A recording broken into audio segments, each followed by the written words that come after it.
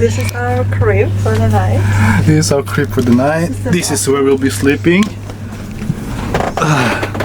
That's where I'll be sleeping tonight.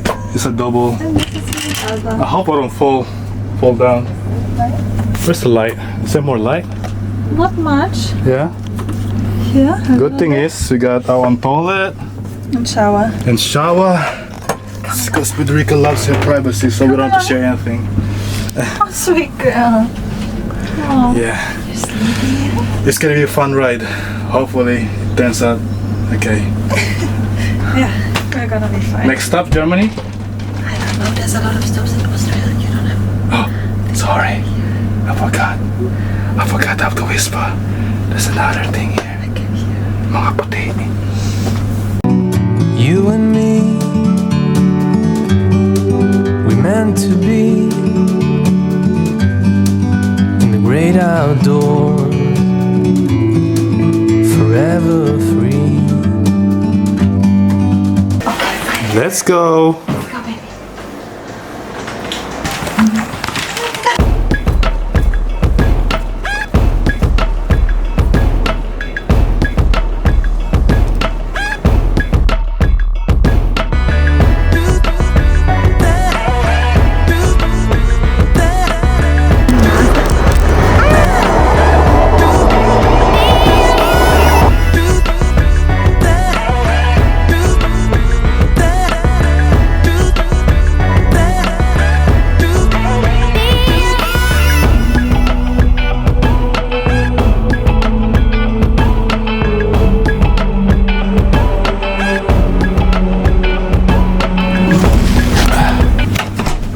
I hope I don't have to go because I'm gonna think of the whole room here.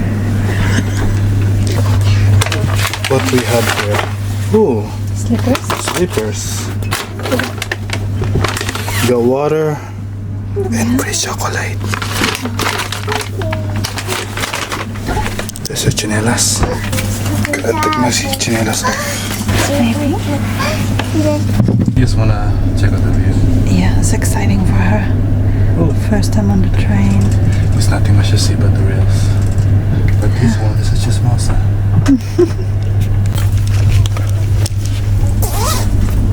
Time to sleep, anak. Natutulog na sila, misis, sa baba.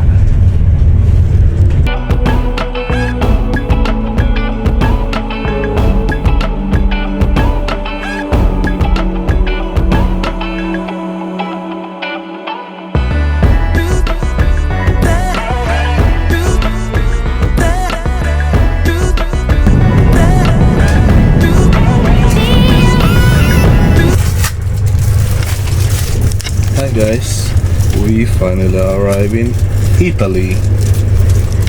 As you guys see, we just woke up. Ginising kami ni Bulinggit. Pinabuksan yung bintana para makita niya yung view. And actually slept pretty good. Yeah, better than expected. How did you sleep? I woke up a few times, but more like, what time is it? Are we there yet? Oh no, it's only 2. Back to sleep. Yeah, I was up there. Lucky I didn't fall. The train was moving. But there's a safety net. Yeah, up for the second. Yeah, I actually slept pretty good.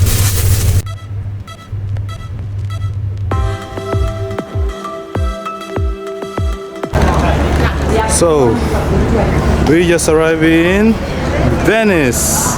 Well, we have to catch a boat to go to our hotel. So, yeah, we'll see you guys when we get there. We're just gonna take some more photos.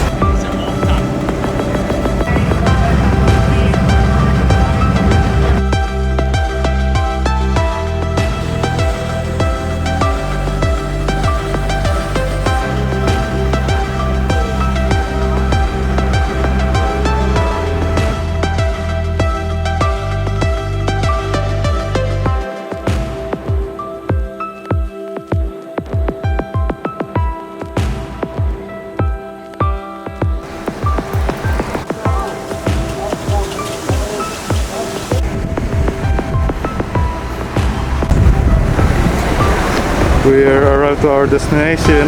Yep. We're here.